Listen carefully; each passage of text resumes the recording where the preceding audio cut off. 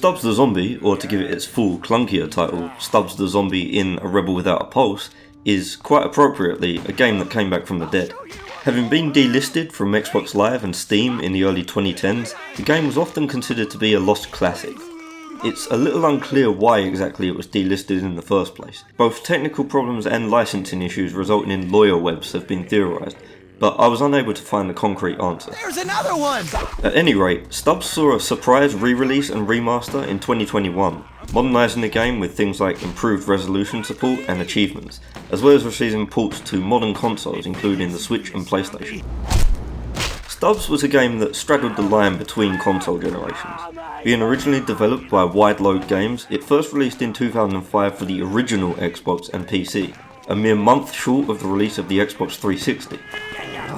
The game was firmly rooted in that Xbox realm of gaming, with Wide Load Games being a studio formed by ex-Bungie employees and Stubbs having the unique distinction of being one of the few non-Halo games to run on the Blam engine, and to my knowledge is the only one to actually see a release. Once you realise this fact, there's a lot of little things in the game that are distinctly Halo, such as the vehicle handling, or the engine's pseudo-ragdoll deformation physics that can lead to some, interesting results. Stubbs the Zombie takes place in the retro-futuristic city of Punchbowl in the 1950s, replete with hovercars, robots, and Red Scare. While there is a through plot, much of it doesn't really get revealed until near the end of the game. In fact, Stubbs' entire backstory is only shown in the ending cutscene. Most of the time, Stubbs is merely shambling from one set piece and joke to the next. The only real hint of plot you'll get is that he's enamoured with Maggie Monday, a high-profile socialite and mother of Andrew Monday, the billionaire founder of Punchbowl. To give a rundown of the story, it is revealed that Stubbs, Eddie Stubberfield in life, was a travelling salesman who had a fling with a younger Miss Monday, explaining his fixation with her. Miss Monday's hillbilly father found out and blasted Eddie away with a shotgun in a rage. It's implied that Andrew Monday is in fact Stubbs' illegitimate son. Stubbs succeeds in turning Maggie Monday into a zombie bride and they sail off into the sunset. And that's pretty much the entirety of the plot, all of it. I guess there's also a throwaway line explaining that Stubbs' resurrection was due to some kind of super fertilizer used in Punchbowl's lawns. But at the end of the day, I suppose Stubbs was never going to be a narrative-heavy game with a laser-focused plot, so I can't exactly say it was some unexpected shock for the game to have a weak story. The game is very much a vehicle for carnage and gags above all else. It certainly doesn't pretend to be something that it's not. Stubbs the Zombie's tone is firmly in the camp of potty humour and innuendo, with a heaping mound of slapstick and dark comedy too. Get your hands off my weenie! I was surprised to find that a lot of the humour actually held up pretty well. Don't get me wrong, it had its fair share of stinkers. Call that boy a doctor! But overall, it was far less cringy than I was expecting. It's very Futurama-ish in its tone, and I suspect that was one of the main influences, partly due to the retro-futuristic setting, but also just the humour in general, and specifically with regards to how it portrays robots. Oh, never you mind, sir. It's on the house. Oh, it's my pleasure, officers. My pleasure.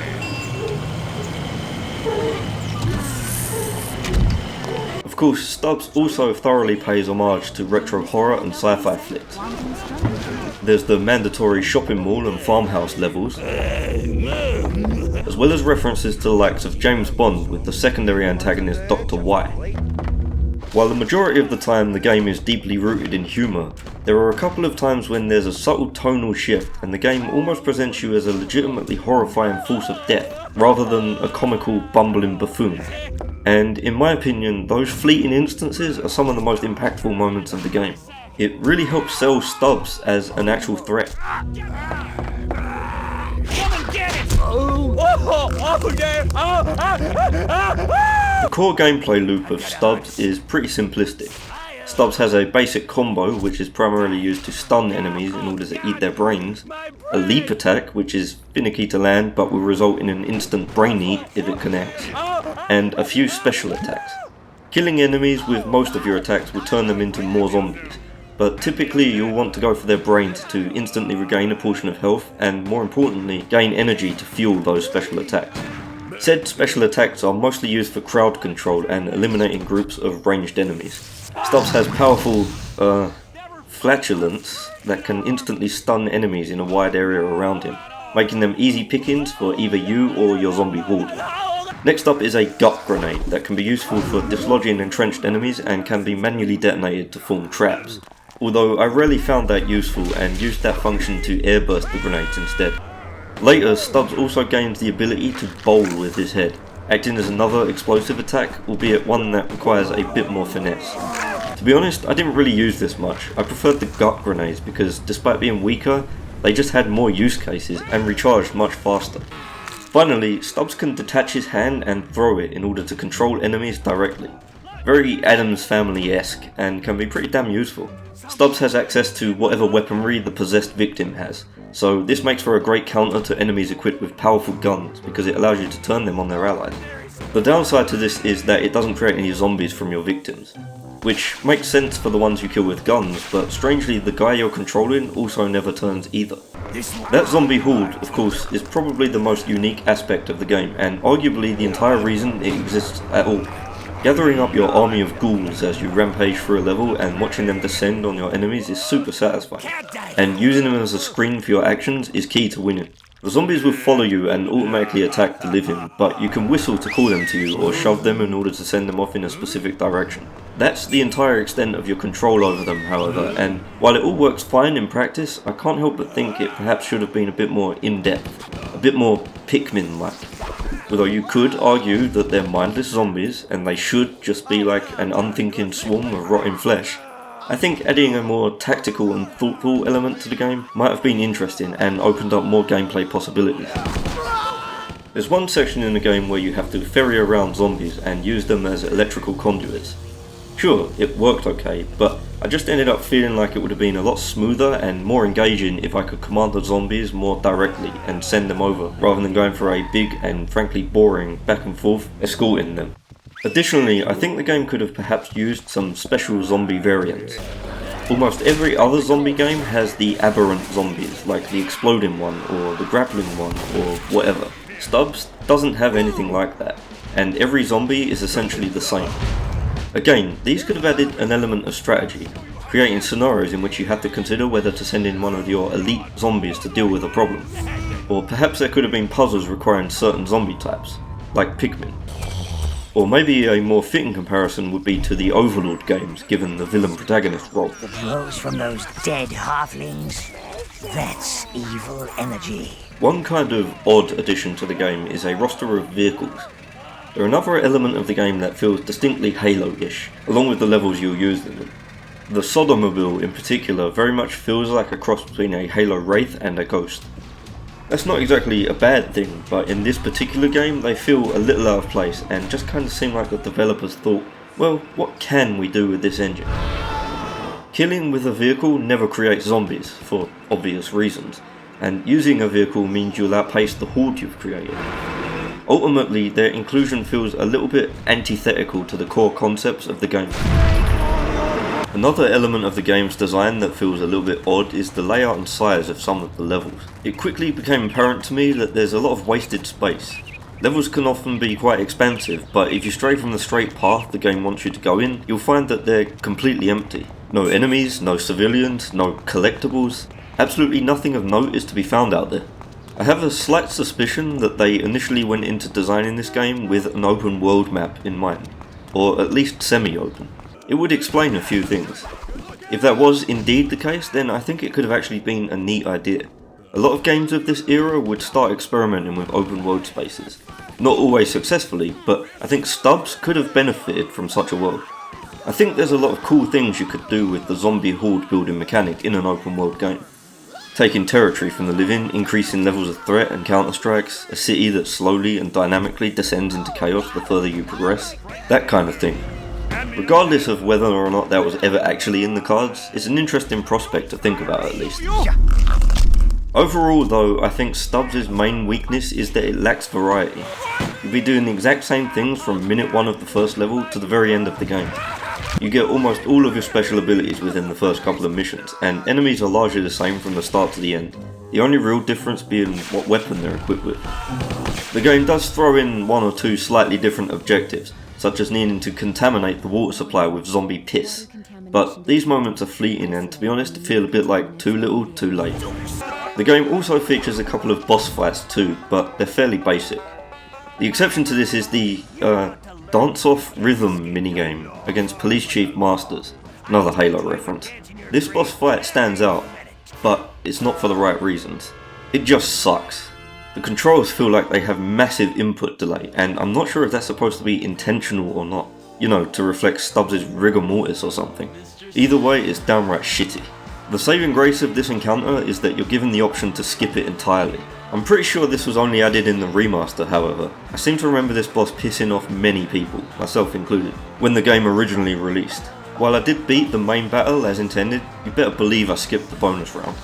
In spite of those shortcomings, however, Stubbs never begins to feel like it's overstayed its welcome. I clocked in around 5 hours of playtime, although I'd reckon the average playthrough is more like 4. While it's definitely on the short side, it seems about appropriate for what the game is. It's a fun little rampage that wraps up before it becomes stout. On the visual side of things, Stubbs originally went with a set of unremovable screen effects, including heavy film scratches and grain, as well as a desaturated green colour filter. The idea was obviously to harken back to the horror and B-movie scenes that Stubbs takes influence from, but it just kinda looked like crap. Those kinds of heavy post-processing effects usually do. Thankfully though, with this re-release, the game gained the option to disable these effects. This is a very welcome addition and is how I played the game in this footage. Environment textures and detailing can be a little bit inconsistent. Sometimes they look fine, but at other times they can be quite ugly or lacking in pizzazz. I noticed a few stretched textures, and in the latter half of the game the skyboxes take a noticeable dip in quality. The character models, on the other hand, still look pretty good today, and it's nice that every human has a corresponding zombie skin. Sometimes in games with these kinds of transformations, characters with multiple skins will just have one transformed skin, and there will be a discrepancy. But in Stubbs, they went through the effort to make sure every zombie matches the human they originated from. Stubbs himself holds up incredibly well. He's highly detailed and absolutely dripping with character. I particularly like the detail of smoke billowing from his gaping abdominal wound whenever he takes a drag on his cigarette. Finally, there's a suitable amount of gore, as there should be for a game like this. Every attack sends blood and viscera flying, and eaten brains paints the area around the victim red. This is backed up by a dismemberment of both the living and unliving. Eaten brains will leave a gaping skull wound, Stubbs will rip the arms off of some enemies, and your zombie horde will frequently lose body parts to enemy fire, including getting ripped in half or even losing their entire head, which only mildly inconveniences them. When it comes to the audio, things get a little odd. That's not to say the game sounds bad per se.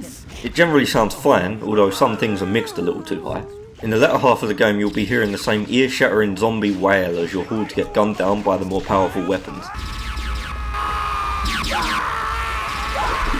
But the sound effects are passable and the voice acting is actually pretty decent, which I think goes a long way to making some of the jokes stick their landings. I'm going to make sure nothing unseemly happens on this wonderful, Sonny. fabulous, Sonny. huge Eyes up here. day. But there's something noticeably missing from almost every level: the music. There's a couple of exceptions to this, namely Hand Mode, TM, which has its own wacky score.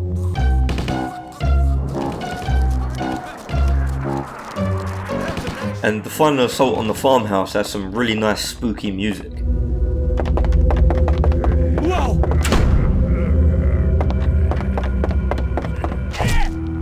And of course the dance-off boss fight. But the rest of the game is just silent.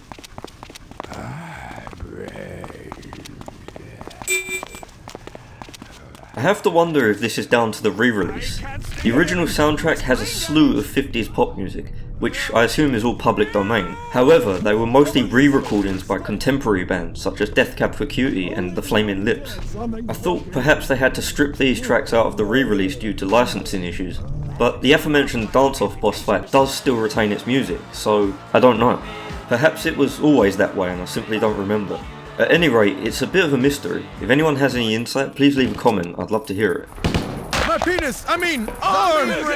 All in all, Stubbs holds up fairly well as a fun little Sunday rampage, and almost stands alone in the eat-em-up genre. But that said, it's not a game that tries to be grander than it really is, and it doesn't feel like it pushes the envelope much despite being so unique. While Stubbs has a bit of a cult following, a direct sequel doesn't seem like it's in the cards anytime soon. Wide Load Games would release only a single other title, How to the Chimp, before being acquired by Disney. From there they would have a short stint in which they mostly developed shovelware before finally being sent to the graveyard in March 2014. Stubbs is undeniably charming, and I think a lot of people would argue that his tone and almost whimsical approach to undeath is a big part of what made the game so memorable. But I do wonder if a different direction could have perhaps resulted in a sturdier framework for the game to rest upon. Stubbs was released just before the rapidly approaching era of edge and brooding darkness that would come to dominate the 7th generation of consoles, so perhaps a zombie protagonist game leaning more into the styles of that period would have become a bigger name. I do think there's room in gaming for this kind of thing, especially since there's been so few games like it. Whether that takes the form of a full-on Stubbs sequel or just something with a similar premise, I for one would definitely be interested, and I think a lot of other gamers would too. Thanks for watching. Zombie!